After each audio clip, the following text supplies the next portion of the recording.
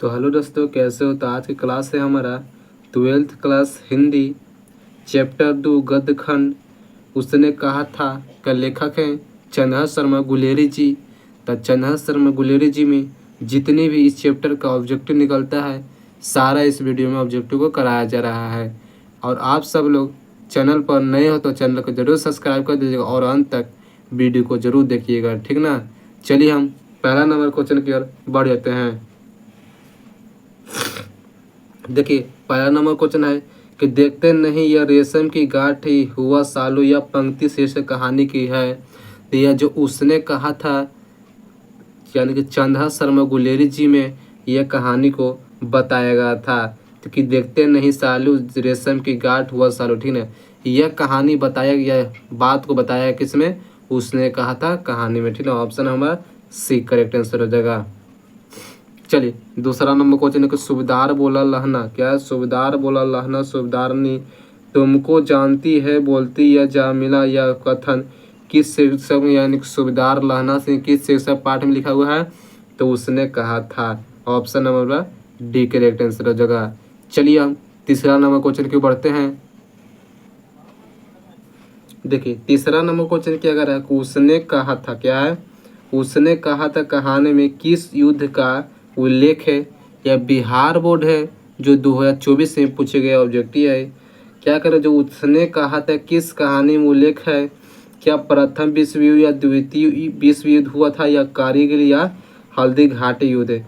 जो उसने कहा था प्रथम विश्व युद्ध हुआ था, क्या था, ध्यान रखिए क्या कि प्रथम विश्व युद्ध हुआ था।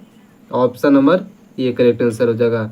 चौथा नंबर के निमोनिया से मरने वाले ये मुरब्बे नहीं मिला करते, यह पंक्ति उसने कहा था कहानी में बताया गया था। पांचवा नंबर के बजीरा से किस कहानी का पात्र है। तो जो बजीरा से उसने कहा था कहानी के प्रमुख पात्र कहा जाते हैं, ठीक ना। चलिए छठा नंबर हमारा क्वेश्चन स्क्रीन पर आपको दिखा रहे हैं और आप सब इसका जवाब दीजिएगा। छठा नंबर क्वेश्चन है कि बोध सिंह के पिता का नाम क्या है।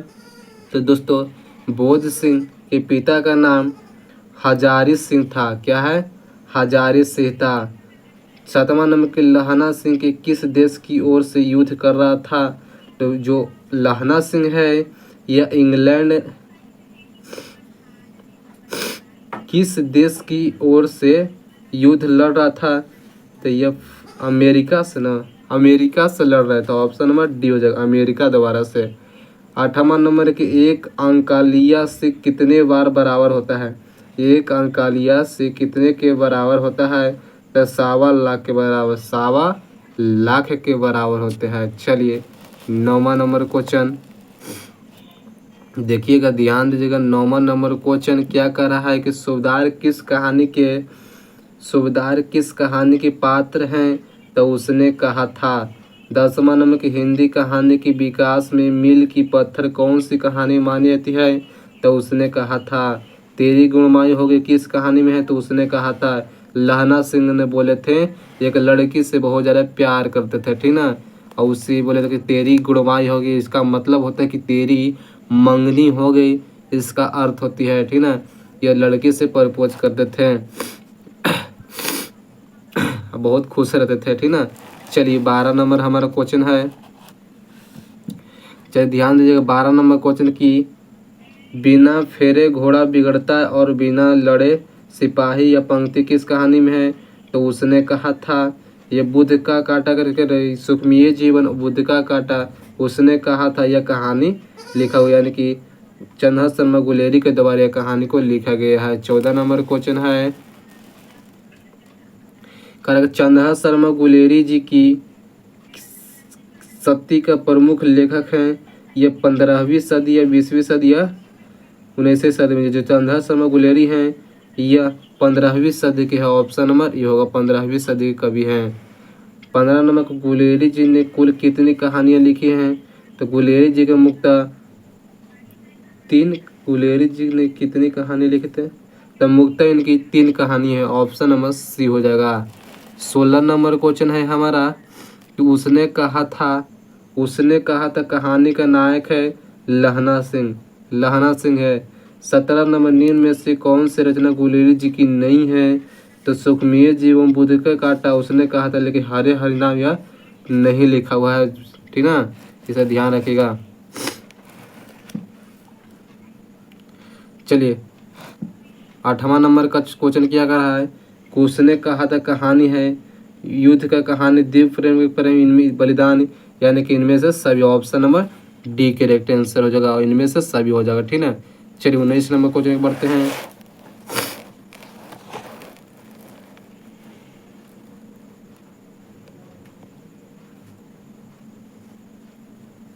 देखो 19 नंबर क्वेश्चन है,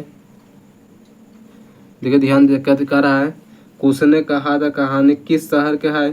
थी अमृत शहर को लिया गया है, ठीक है, ऑप्शन नंबर ये होगा, अमृतसर को यह लिया गया है। उसने कहा था कहानी में। 20 नंबर के लहना सिंह के गांव का नाम है मांझे, क्या है? मांझे नाम है लहना सिंह गांव का नाम। 21 नंबर हमारा क्वेश्चन है, लहना सिंह किस पद पर था? तो लहना सिंह यह जमादार पद पर, जमादार पद पर थे। 22 नंबर के लहना सिंह की मृत्यु किसकी गोद में हुआ था?